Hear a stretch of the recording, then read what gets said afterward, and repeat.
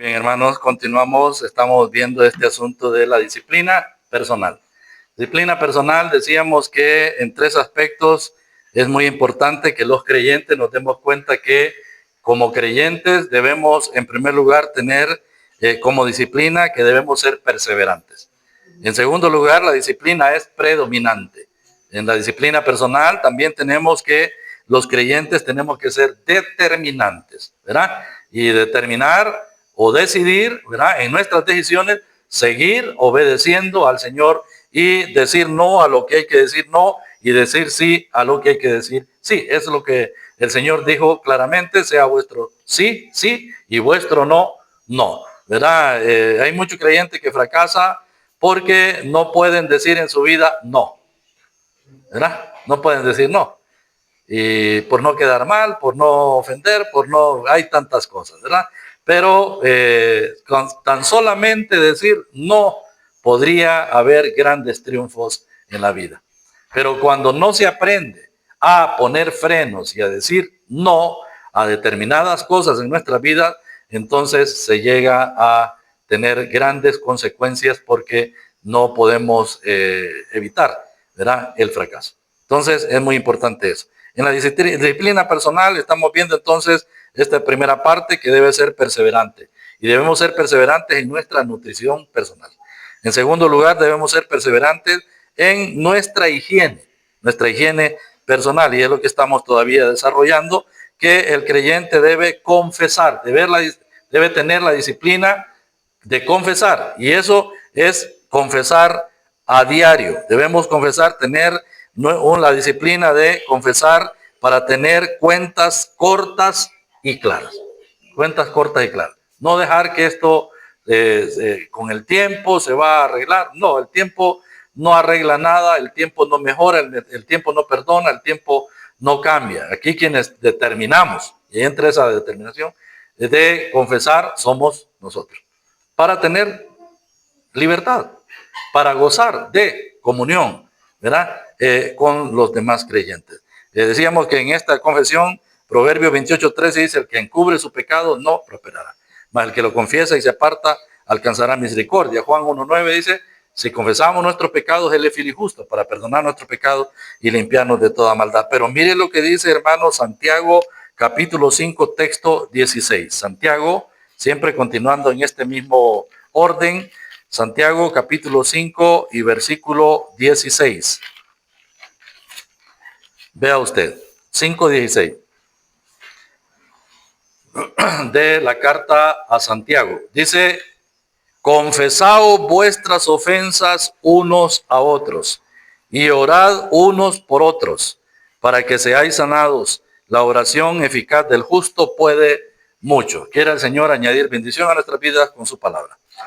Entonces aquí, hermanos, Santiago nos está llevando a este punto que debe ser una higiene personal en el creyente, y es que debemos confesarnos las ofensas los unos a los otros. Y esto partiendo de lo que dice el capítulo 3 de Santiago. Mire, capítulo 3 de Santiago y el versículo 1 y 2 de Santiago 3, 1 y 2 dice: hermanos míos, no os hagáis maestros muchos de vosotros, sabiendo que recibiremos mayor condenación, porque todos ofendemos muchas veces. Si alguno no ofende en palabra, ese es varón perfecto, capaz también de refrenar todo su cuerpo. Entonces aquí el contexto de ese texto del capítulo 5, texto 16, está aquí, ¿verdad? Dice que todos ofendemos muchas veces.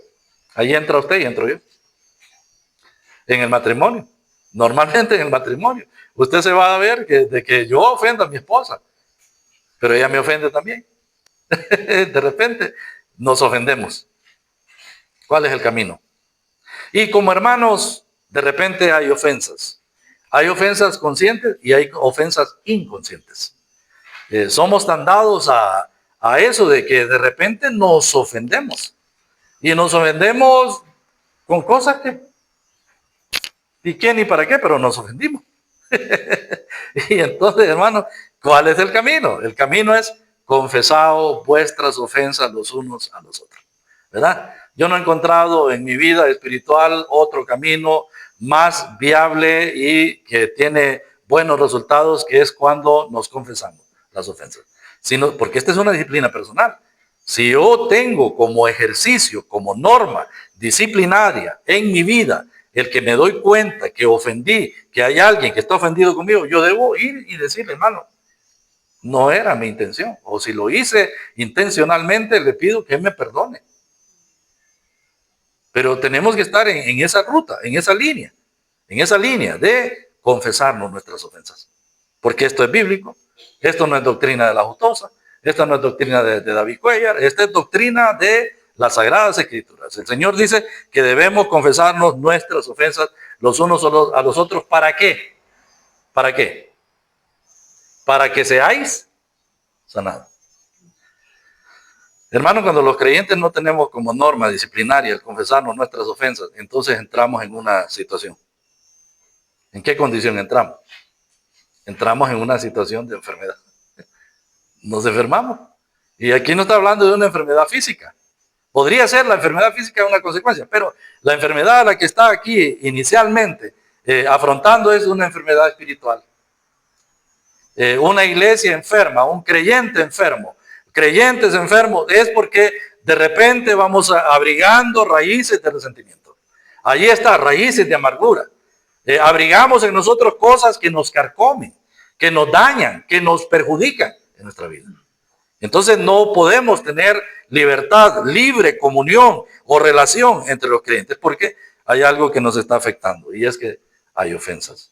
Hay ofensas, hermano. No debemos obviar. Yo no soy el que no ofendo, hermano. Yo no puedo jactarme de decir, mire, yo no ofendo, hermano. Mire, yo no ofendo. Podría decir, eso sería una presunción, eso sería una mentira, eso sería una jactancia de la lengua, porque el capítulo 3 de Santiago tiene que ver con la lengua.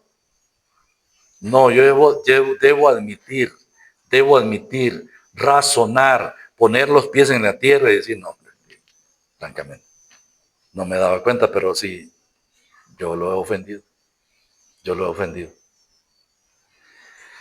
Entonces, cuando nos confesamos nuestras ofensas, alcanzamos sanidad.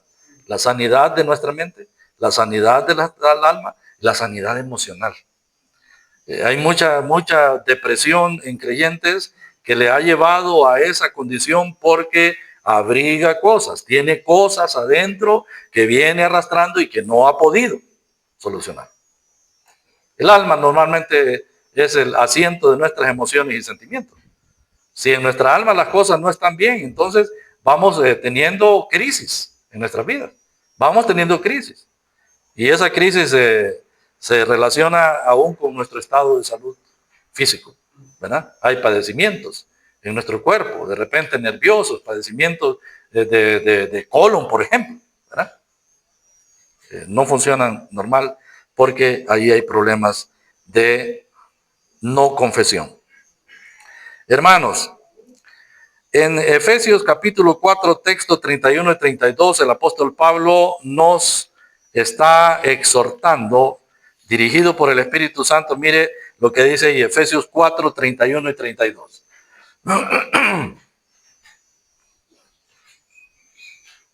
Nos dice la Escritura en Efesios 4, 31 y 32. Quítese de vosotros toda amargura, enojo, ira, gritería, maledicencia y toda malicia. Antes, sed benignos unos con otros, misericordiosos, perdonándoos unos a otros, como Dios también os perdonó a vosotros en Cristo. Bueno, el término que el apóstol Pablo está utilizando aquí no es pasivo. Este término no es pasivo, es un término, ¿cómo se llama? De mandamiento. Dice aquí, quítese. Está mandando. Y lo manda a usted y me manda a mí, a todos los creyentes. Nos manda, quítese de vosotros toda amargura. La pregunta es, ¿qué es amargura, hermano? ¿Qué será amargura? ¿Alguien tiene una idea de qué es amargura? ¿Qué será, Pablo? Amargura. Bueno, no es grato, pero en sí la amargura, hermanos, es resentimiento por alguna ofensa que hemos recibido y la hemos abrigado. Entonces estamos resentidos con el otro hermano y ese resentimiento va creando dentro de nosotros sentimientos de dolor, de ira, de enojo, y etcétera, etcétera. Entonces una persona amargada es una persona que fue ofendida. Y como fue ofendida esa persona, entonces está resentida. Escuchaba a un predicador y me gustó mucho lo que él dice. Tiene razón. Dice ese hermano, una persona resentida, dice, es como cuando alguien toma veneno y quiere que la otra persona se muera. ¿Habrá visto usted? Una persona resentida es como cuando alguien toma veneno y quiere que la otra persona se muera. Cuando el que se va a morir es él. ¿Sabe qué ocurre normalmente? Los muchachos allá en Honduras sucede eso. Varias personas se han quitado la vida. Toman pastillas de curar frijol porque el novio la menospreció. Y entonces se toma la pastilla y espera que el novio la vaya a consolar cuando se está muriendo en realidad.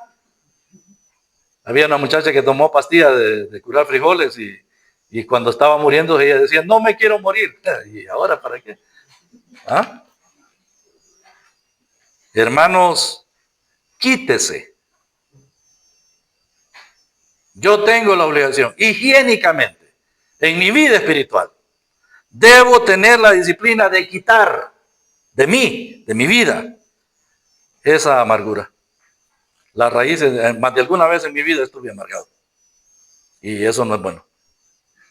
Créame que eso no es bueno. La raíz de amargura siempre está en ese sentido, que todo lo que la otra persona hace está malo. La raíz de amargura lleva a la persona a dormir con esa persona, a levantarse con esa persona, a comer con esa persona, a viajar con esa persona.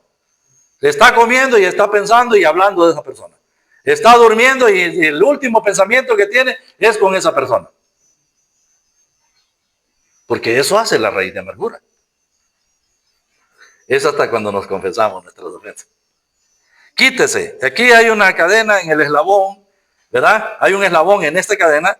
Es decir, eslabón tras eslabón, dice aquí, quítese de vosotros toda amargura, enojo, ira, gritería, maledicencia y toda malicia. La amargura, hermanos, lleva al enojo. El enojo lleva a la ira. La ira lleva a la gritería. La gritería lleva a la malicia, a la maledicencia. Y la maledicencia lleva a toda la malicia, toda malicia.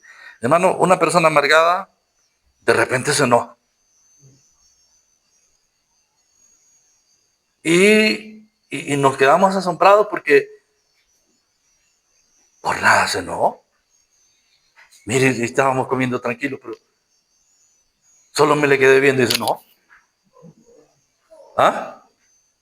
Bueno, porque es que el que está amargado, hermano, con una cosita tan pequeña es la gota que hace rebalsar el vaso. El que está amargado, hermanos, es como una bomba de tiempo que ha ido creciendo y tiene una mechita ya corta, que en el menor momento explota. Y usted va a ver a esa persona enojada, la cara larga, y ya no habla, mira para otro lado, ¿verdad? Porque está enojado, está enojado, ¿verdad? Y luego, pues, después del enojo viene otro sentido, es la ira. Ya no solamente está enojado, ahora tiene ira. Y eso es, se comienza a enrojecer por acá, ¿verdad? Se nota que se ha enrojecido. Y ahora, pues, la ira tiene un conducto más, la gritería. Ya explotó. Cuando comienza a gritar, explotó. Y en esa gritería comienzan las maledicencias, quiere decir insultos, a decir mal de la otra persona, y no solamente diciendo mal de la otra persona, sino que hablan mal de esa persona con otras personas. Y en última instancia, esta persona amargada actúa con malicia. La palabra malicia quiere decir maldad. Hace actos malignos, procurando que a esa persona le vaya mal. Es como meter el pie. para que la otra persona se caiga. Esa es maldad, es malicia. Pero ¿dónde comenzó todo? Con una ofensa no arreglada, que llegó a formarse en amargura. Y la carta a los Hebreos dice que evitemos las raíces de amargura, que brotando raíces de amargura. ¿Qué es eso, raíces de amargura? Bueno, nos lleva a la analogía, ¿verdad? De un divieso. Usted ha conocido un divieso, conocen los diviesos acá, ¿verdad? El divieso es una erupción que sale en la piel, ¿verdad? Una protuberancia que se levanta en la piel, rojiza y luego por último amarilla. Pero es que ese divieso está molesto y molesta y molesta y molesta ahí hasta que se le pone ahí en la mera boquita algo que lo madure. Y ahora al madurar entonces puede apretar, van allá del doctor o la enfermera a que apriete. Y ahora que aprieta, brota. Sale toda una podrición. Pero hay algo todavía. Ha salido todo eso putrefacto, pero ese divieso no deja de ser divieso mientras no se saque la raíz. Hay raíces que han abarcado ahí. Entonces, el que conoce de divieso lo que va a hacer ahora es sacar todas esas raíces para que no se vuelva a formar el divieso. La carta de los Hebreos tiene esa analogía de llevarnos a ese punto, de hacernos pensar, este es como un divieso, ¿verdad? Mientras no se saque la raíz. Entonces eso va a estar molestando, porque se puede formar otra vez el divieso. ¿Sabe qué pasa? Cuando un creyente confiesa, pero no confiesa su ofensa de corazón, solo salió la pudrición, pero no salió la raíz. Es cuando un creyente no es completamente sincero en reconocer que ha ofendido o está ofendido. Porque los dos lados valen. Está ofendido y ha ofendido. Entonces debe reconocer sinceramente, de todo corazón, para que esa raíz salga. Y al salir esta raíz, entonces el problema se termina. Se acaba. Solo queda ahí una pequeña señal de que hubo una erupción, un divieso. Entonces, Santiago tiene razón al decir, confesaos vuestras ofensas los unos a los otros para que seáis sanados. Y aquí, Pablo concuerda con Santiago cuando dice, quítese de vosotros toda amargura, enojo, ira, gritería, maledicencia y toda malicia. Y luego la solución dice, antes, sed benignos unos con otros, misericordiosos, perdonándoos unos a otros como Dios también os perdonó a vosotros en Cristo. Aquí no vale, hermanos, entre los creyentes no vale el pensamiento mundano que dice que te perdone Dios. ¿Verdad? Aquí no vale esto. Aquí no vale que el creyente le diga al hermano, lo perdono, pero mire, no vamos a poder continuar siendo lo mismo. No, aquí no vale eso. Aquí dice, sed benignos unos con otros, misericordiosos. La palabra misericordia, hermanos, quiere decir que no pagamos a la persona como se merece. La misericordia son ojos compasivos a aquel que ha fallado. Al que ha fallado. Y lo perdonamos. Tenemos benignidad y tenemos misericordia, pero lo perdonamos. Y nos perdonamos unos a otros. ¿Cómo? ¿Cómo, hermano? ¿Cómo perdonamos nosotros? Aquí está la norma, el estándar. El estándar es como Dios también nos perdonó a vosotros, hermano. Como Dios nos perdonó. Bueno, el Señor puso ese ejemplo de cómo Dios nos perdonó. Vamos allá al libro de Mateo. Vamos al Evangelio de Mateo en capítulo 18. Capítulo 18 y el versículo 23. Vamos a leer del 23 al 35 para tomarle el verdadero sentido. Dice Mateo 18, 23. Por lo cual el reino de los cielos es semejante a un rey que quiso hacer cuentas con sus siervos. Y comenzando a hacer cuentas, le fue presentado uno que le debía 10,000 talentos. A este, como no pudo pagar, ordenó su señor venderle, y a su mujer, e hijos, y todo lo que tenía, para que se le pagase la deuda. Entonces aquel siervo postrado le suplicaba diciendo, Señor, ten paciencia conmigo y yo te lo pagaré todo. El señor de aquel siervo, movido a misericordia, ahí está la palabra, movido a misericordia, le soltó y le perdonó la deuda. Pero saliendo aquel siervo halló a uno de sus consiervos que le debía 100 denarios. Y haciendo de él, le ahogaba diciendo, págame lo que me debes. Entonces su consiervo, postrándose a sus pies, le rogaba diciendo, ten paciencia conmigo y yo te lo pagaré todo. Mas él no quiso, sino que fue y le echó en la cárcel hasta que pagase la deuda. Viendo sus consiervos lo que pasaba, se entristecieron mucho y fueron y refirieron a su señor todo lo que había pasado. Entonces llamándole su señor, le dijo, siervo malvado, toda aquella deuda te perdoné, porque me rogaste. ¿No debías tú también tener misericordia de tu consiervo, como yo tuve misericordia de ti? Entonces su siervo, enojado, le entregó a los verdugos hasta que pagase todo lo que debía. Así también mi Padre Celestial hará con vosotros, si no perdonáis de todo corazón cada uno a su hermano su ofensa. Hermano, ¿qué cuadro este? Se explica solo. Este cuadro se explica solo. ¿Por qué? ¿Por qué? Porque un hombre fue presentado delante de su señor que tenía una deuda impagable. Debía ese hombre, dice, 10,000 talentos. Era cosa que no se podía pagar ni en la vida que él viviera, ni en la vida de sus hijos, ni en la vida de su esposa. Y hermanos, cuando fue llamado a su señor para que fuera vendido él, su esposa, sus hijos, porque no podía pagar, entonces rogó, clamó al Señor y dice, ten misericordia conmigo y yo te lo pagaré, ten paciencia conmigo, yo te lo pagaré todo. Y el Señor, movido a misericordia, le perdonó la deuda. Ese es exactamente el perdón que todos nosotros hemos recibido. Como Dios os perdonó a vosotros en Cristo. Una deuda que no podíamos pagar. Nos perdonó todos nuestros pecados. Libró nuestra alma de la condenación eterna. Nos ha dado el honor de ser llamados hijos suyos.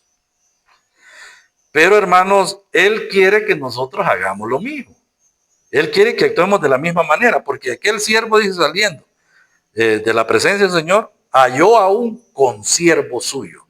¿Qué es la palabra consiervo? ¿Qué es la palabra consiervo? Bueno, la palabra consiervo es una palabra compuesta. Con quiere decir compañero. Co igual, en la misma categoría, ¿verdad? Consiervo. Siervo igual que mí. Entonces dice que hallando a un consiervo suyo, le debía 100 denarios. 100 denarios. Era 100 días de trabajo. Y entonces haciendo de él, le ahogaba diciendo, págame lo que me debes. Y ya conocemos el resto, dice que él le ahogaba. Yo me imagino ver a ese hombre agarrando del cuello a su consiervo y le decía, págame, págame. Cuando recién estaba fresquito, estaba calentito en su corazón, que el Señor de él le había perdonado toda aquella deuda, pero él se olvida, no tiene resquemores, no tiene escrúpulo, no le interesa, no le importa que le debe una cosa tan minoritaria. Y no lo perdonó, sino lo echó en la cárcel. Este siervo le hacía falta razonamiento. ¿Por qué le hacía falta razonamiento? Lucidez mental. Porque ¿y cómo le iba a pagar? Si lo echaba en la cárcel era peor que le pagara. Lo debía dejar libre para que le pagara, para que trabajara y le pagara. Pero al contrario, lo echó en la cárcel hasta que le pagara. Y sabe, dice que esto lo oyeron los otros consiervos. ¿Y qué causó este acto en los otros consiervos? Malestar, tristeza. Y se lo refirieron a su señor. Y entonces el Señor llamó a aquel siervo malvado y le dijo, siervo malo, toda aquella deuda te perdoné. ¿No debías tú haber hecho lo mismo con tu consiervo? Cuando yo entro en esta ruta, en este camino, en este cuadro, yo me meto aquí en este cuadro, hermano. Y hermano, ¿quién soy yo para no perdonar? ¿Quién soy yo para ponerme por encima del Señor? Si Él sí me perdonó, pero yo no puedo perdonar. Yo debo perdonar. Cuando perdono, encuentro paz, encuentro sanidad en mi alma. Y doy paz a la otra persona. Hermanos, de la manera que Dios os perdonó a vosotros en Cristo, así también hacedlo vosotros. Y esta es la manera. Allá Colosenses también explica algo semejante en la carta a los Colosenses en capítulo 3. Colosenses capítulo 3. Y el versículo 13. Dice aquí Colosenses 3:13. Soportándoos unos a otros y perdonándoos unos a otros, si alguno tuviere queja contra otro, de la manera que Cristo os perdonó, así también hacedlo vosotros. La carta a los Hebreos dice que nosotros debemos, ¿cómo se llama? Ser misericordiosos y perdonarnos. Pero Colosenses da una palabra que es clave: soportándoos. Se cuenta que en países helados, ¿verdad?, donde es demasiado frío, crecen los cuerpos espín, el erizo, comúnmente conocido. Y los erizos en las temporales de frío, para lograr sobrevivir, ellos lo que hacen es acercarse lo más que pueden. Sus lancetas, sus agujas, las acercan lo más que pueden el uno al otro, con un propósito. Soportan las espinas, se soportan las espinas. Pero ¿qué es lo que buscan? ¿Qué buscan? Sobrevivir, que el calor del uno ayude al calor del otro. Y eso no importan las espinas, porque el temporal lo demanda. Hermanos, yo siempre lo digo de esta manera: si usted pone la mirada en mí, va a fracasar. Porque yo, créame que soy un potencial para destruir a cualquiera. Soy un potencial para destruir. Pero ¿cómo sobrevivimos? Yo le soporto y usted me soporta. mis defectos, mis cosas, que no son de mayor relevancia, me las soporta, pero nos calentamos. Quiere decir, logramos unidos, en comunión, en hermandad, en armonía, vencer, porque hay alguien que quiere que nosotros terminemos destruidos. Y ese es nuestro enemigo común, se llama Satanás, el frío, fuerte frío. Le aseguro, Satanás trae una helada que es témpanos de hielo, ¿verdad? Lo tira en esta iglesia, en otra iglesia, y ahí está. Y miren, nosotros, ¿qué vamos a hacer? No, tenemos que soportarnos. Debemos soportarnos. Y aparte de eso, confesar nuestras ofensas. Perdonarnos. Ser misericordiosos de la manera que Dios ha sido misericordioso con nosotros, ¿verdad? Y nos ha perdonado. Allá en el libro de Mateo, que es donde estamos viendo ahí, al capítulo 5, Mateo capítulo 5.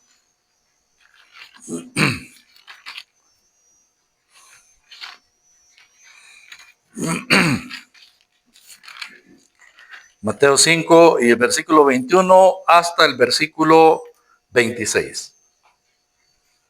Mateo 5, 21 al 26. Vea usted. Oíste que fue dicho a los antiguos: no matarás, y cualquiera que matare será culpable de juicio. Pero yo os digo que cualquiera que se enoje contra su hermano será culpable de juicio, y cualquiera que diga necio a su hermano será culpable ante el concilio, y cualquiera que le diga fatuo quedará expuesto al infierno de fuego. Por tanto, si traes tu ofrenda al altar y allí te acuerdas de que tu hermano tiene algo contra ti, deja allí tu ofrenda delante del altar y anda.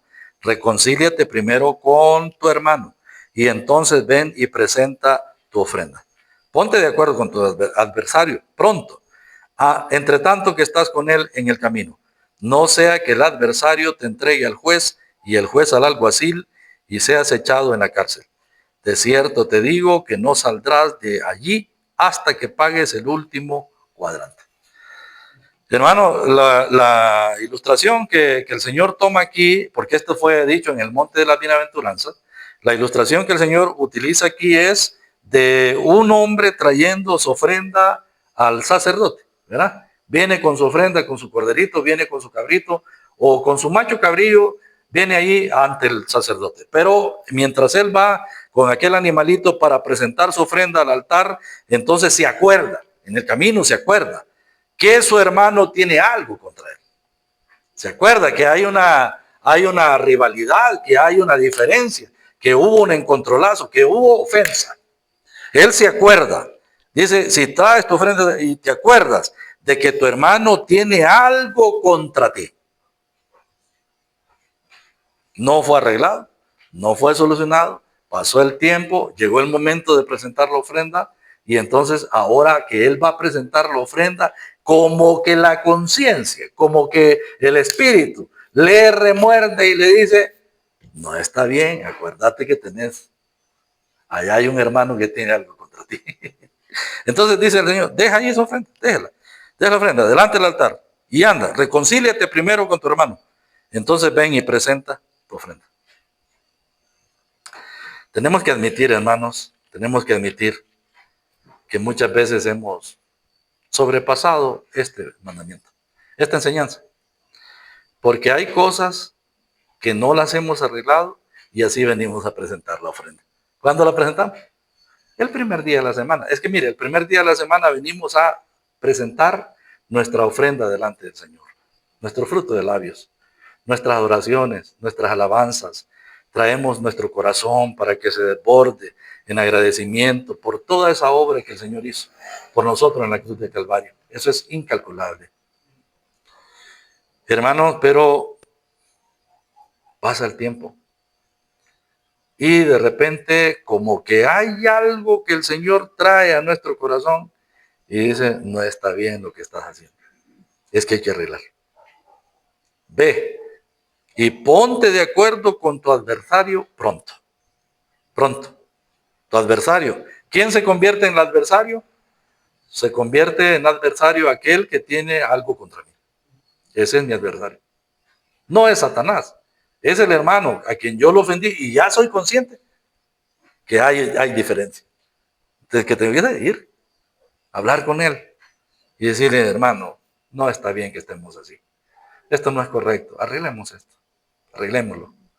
Porque lo mejor es que caminemos en paz. Deja ahí tu ofrenda y arréglate con tu adversario. Decía un hermano hace mucho tiempo, me acuerdo de eso, que dice que antes del culto de adoración, si es que no quedó oportunidad durante la semana, pero antes del culto de adoración debieran de haber hermanos allá afuera, antes de entrar, arreglándose. Dice que es justo, es correcto, es valedero. Es valedero porque quizás durante la semana no pudimos arreglarlo, pero ahora nos encontramos, hermano. No entremos así en esta condición que estamos. Perdónenme, yo lo ofendí. Y el otro hermano, si es un creyente que es maduro, le va a decir, hermano, yo lo perdono, yo quiero también. He estado deseando, buscando esta oportunidad para que arreglemos. Mire, y venimos y cantamos a toda garganta.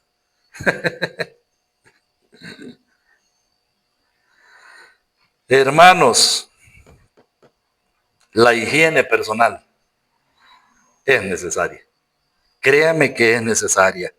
Los cristianos tenemos muchas cosas que confesar. Muchas cosas.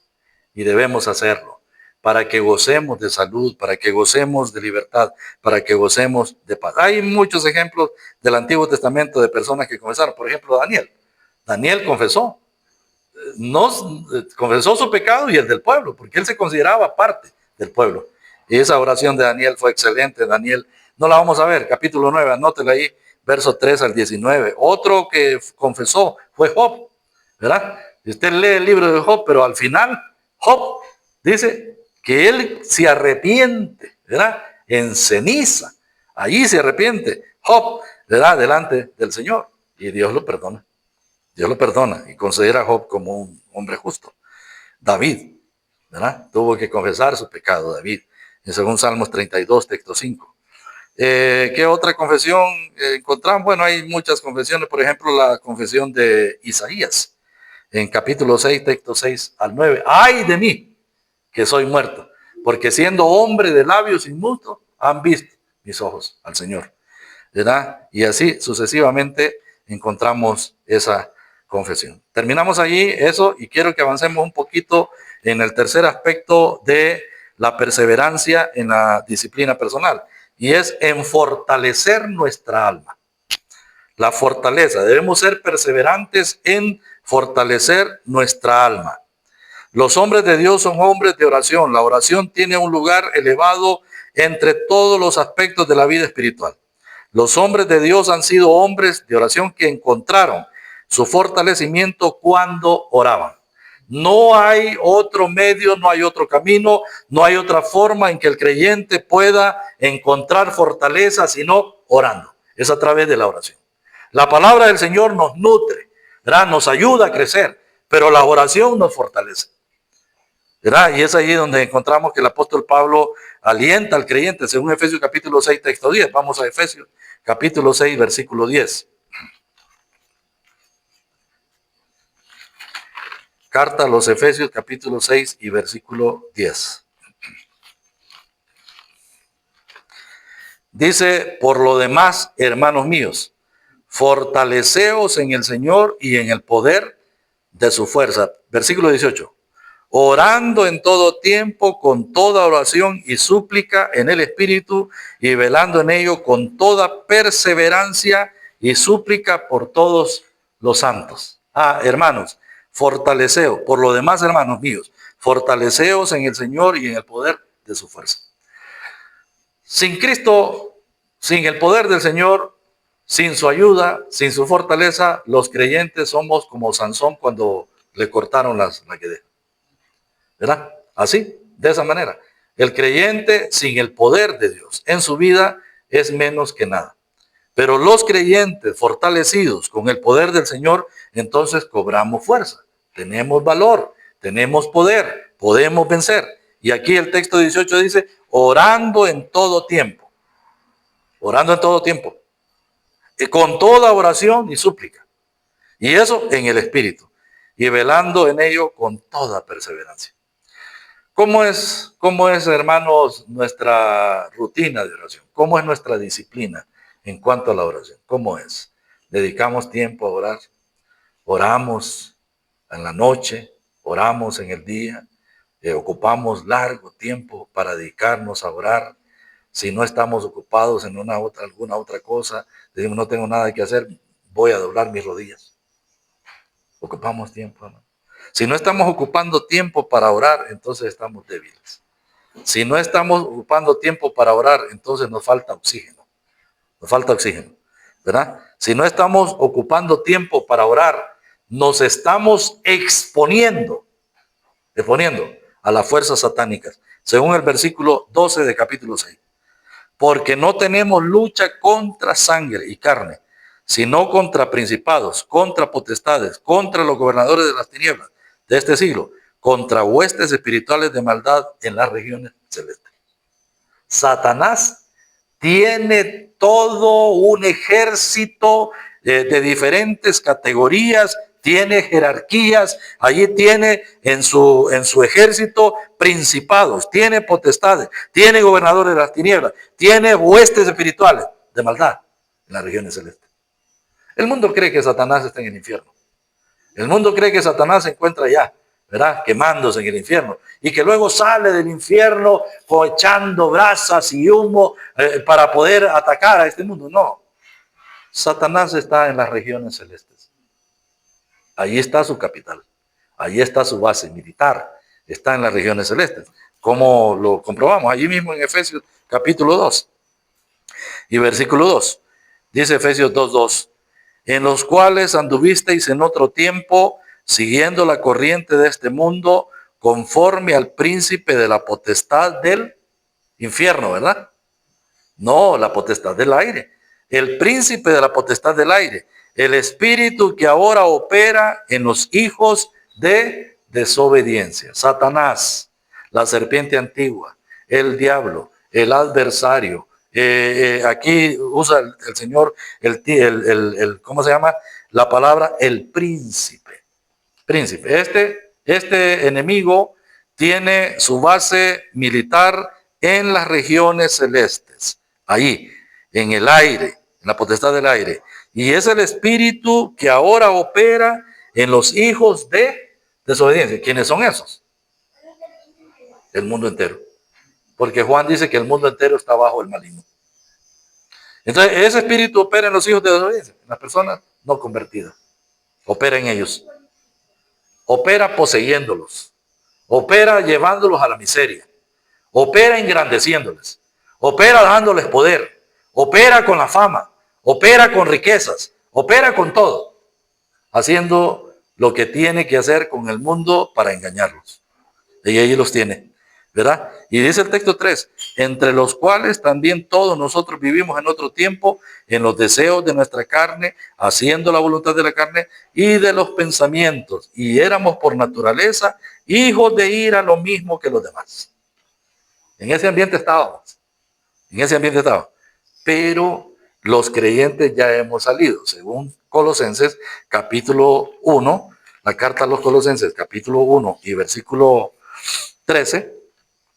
1.13 dice, el cual nos ha librado de la potestad de las tinieblas y trasladado al reino de su amado Hijo. Ya no estamos bajo el yugo de Satanás, ya no estamos en las tinieblas, hemos sido trasladados de las tinieblas al reino de su amado Hijo. Pero aunque los creyentes hayamos salido de las tinieblas y hayamos sido trasladados al reino de su amado Hijo, si el creyente no se fortalece, si el creyente no está orando, entonces está abriendo la puerta a las huestes espirituales de maldad que batallan contra la vida del creyente. Satanás no puede perder la vida de un creyente, Satanás no puede poseer a un creyente, los espíritus demoníacos no pueden poseer a ningún creyente, pero le pueden fastidiar la vida. Eso sí. ¿Qué tenemos que hacer los creyentes? Para hacer frente a Satanás. ¿Ah? Hacer como los de humanidad, decir, yo a Satanás lo tengo aquí, bajo los pies. ¿Ah? Aquí lo tengo. No, esa es una mentira. A Satanás nadie lo puede tener bajo los pies. Satanás pone bajo los pies a la persona así. Porque él es poderoso. Y sus demonios son poderosos. Las huestes espirituales de maldad. Nosotros no podemos provocar a Satanás, tampoco podemos ponernos a provocar a sus espíritus. No. Lo que nosotros tenemos que hacer es lo que dice Santiago. Someteos pues a Dios. Resistid al diablo. Y él huirá de vosotros. ¿Cómo? Orando. Es orando, hermanos. Es orando, no es de otra manera. Nos fortalecemos orando. Si el creyente no ora, entonces se debilita. Si el creyente no ora, entonces está perdiendo terreno. Satanás gana ventaja en la vida del creyente. Los grandes hombres de Dios del Antiguo Testamento fueron personas de oración. Fueron personas que oraron. Y oraron a veces en oraciones espontáneas. Por ejemplo, Sansón, ¿verdad? Sansón había matado 1000 filisteos con una quijada de asno, ¿verdad? Pero Sansón sentía que se moría porque estaba debilitado y él estaba sediento. Y ahora pues él clama a Dios. Y él dice al Señor, Señor, Sansón dice, Señor, Jehová, acuérdate ahora de mí y fortaléceme, te ruego, solamente esta vez. Y Dios fortaleció a Sansón en esa ocasión y hizo salir agua de la roca. Y la última vez que oró Sansón, ¿cuándo fue, hermano? ¿Ah? ¿Te recuerdas? Su pelo había crecido un poco, aunque no tenía ojos. Pero Sansón ora y dice, fortaléceme, aunque sea sola esta vez, para que tome venganza de mis enemigos. Y muera yo con los filisteos. Y ahí hizo caer aquellas basas, no porque Sansón fuera fuerte, sino porque Dios vino y fortaleció a Sansón. Yo he visto creyentes que fallaron al Señor, pero en últimas, ya cuando estaban casi cerca de morir, retomaron sus fuerzas y clamaron como Sansón. Ayúdame, aunque sea esta última vez, para que tome venganza de mis enemigos. Es triste la vida de Sansón porque es un hombre en quien actuó el poder de Dios, pero él lo menospreció. Es triste cuando un creyente menosprecia el poder de Dios en su vida, que le ha dado su espíritu, su palabra, y lo menosprecia.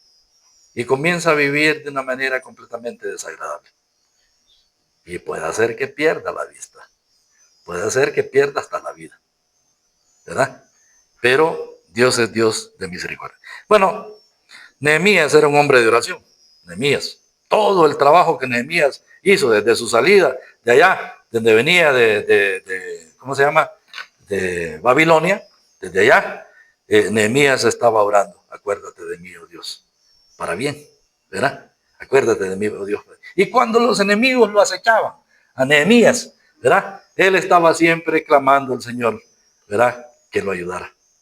Nehemías, igualmente Daniel, un hombre de oración. ¿Usted recuerda cuál es el versículo que sobresale en la vida de oración de Daniel? ¿Ah? El capítulo 6, versículo 10 de Daniel, ¿verdad? Dice que cuando el edicto fue firmado, entonces Daniel entró en su aposento y las puertas, abriendo las ventanas que daban hacia Jerusalén, dice, se arrodillaba y daba gracias a Dios 3 veces al día, así como lo solía hacer. No se amedrentó, no se amilaló, no se aguadió, porque había sido dictado un edicto, sino que lo hacía siempre. ¿Sabe, hermano?